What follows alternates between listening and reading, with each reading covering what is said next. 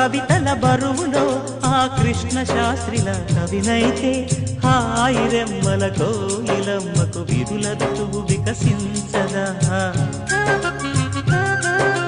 తుమ్మెదడగని మధువులే చెలిసాకి వలపులే చిలికిస్తే మాయ జగతికి ఏ ప్రయామో మధుర కవిత వినిపించడా ఓ కావ్యమా నీ తోటలో నవరస పోషణి గాలిగా నవ్విన పూలే మాలగా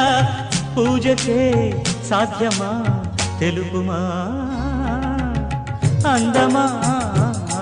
నీ పేరేమిటి అందమా అందమా నీ పేరేమిటి అందమా